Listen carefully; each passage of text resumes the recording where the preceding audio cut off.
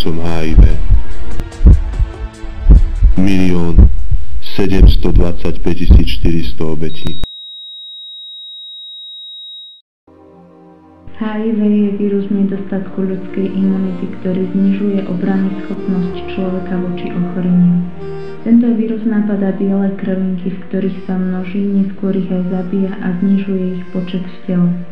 Výrazný pokles počtu bielých krviniek vedie k zlyhávaniu imunity a rozvíja sa v ochorenie AIDS. Je to ochorenie, ktoré sa prenáša krvnou cestou, pohlavnou cestou a z matky na dieťa. To sú 3 prenosné cesty. Keď tento vírus napadne T lymfocyty, čo sú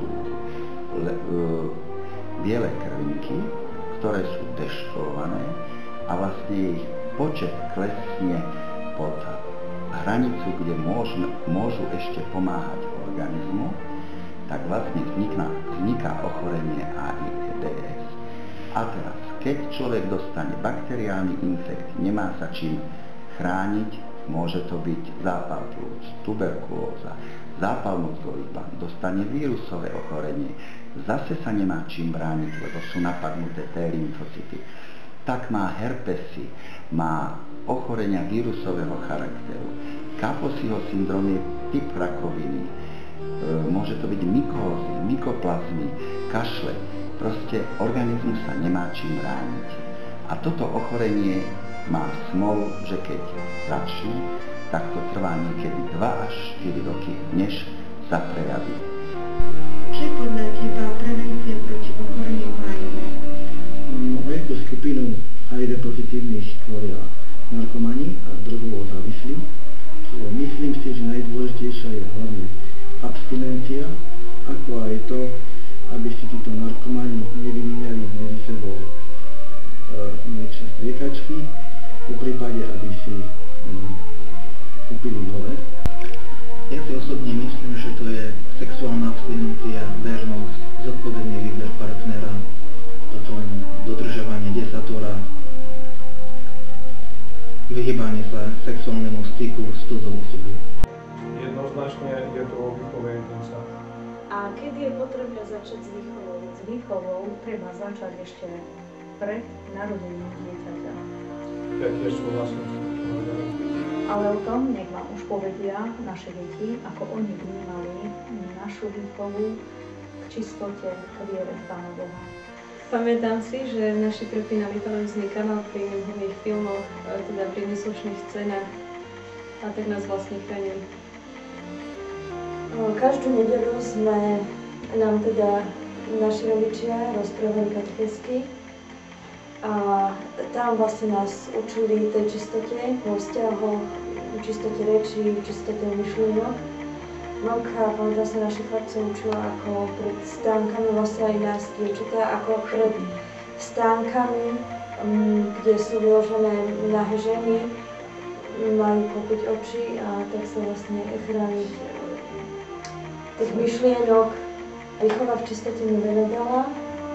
V podstate je to neliečiteľné, ale dajú sa zmierňovať príznaky.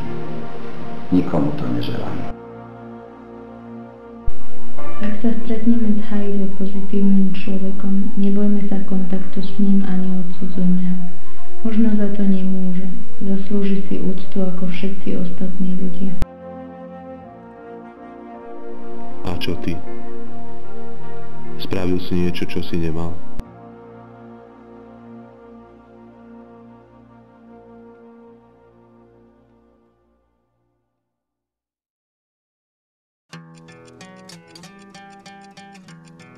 To ešte nedá začať, je pravda. Ale áno. Ale tak, láska, partnerstvo, láska. Tak ale... No. No, teraz môžem.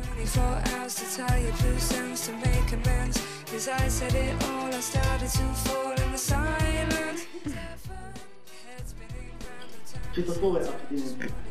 Abstinentia. Ja som tretí, ja viete. Čo je podľa teba už toto, čo žijeme? prevencia proti ochoreniu HIV. Ja si osobne myslím, že to je sexuálna abstinencia, vernosť.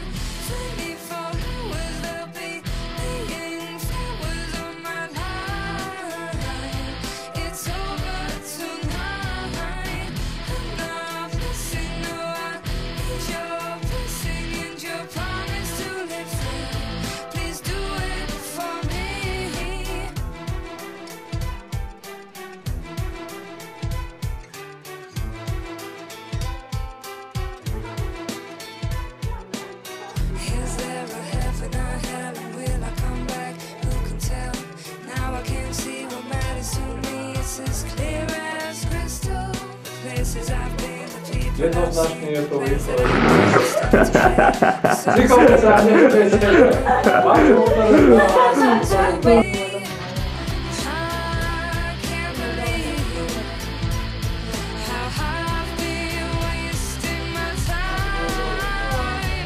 Maja, ty sa dostaneš ku tomu, jak rodiska hnojom. Schopnosť človeka voči ochoreniu.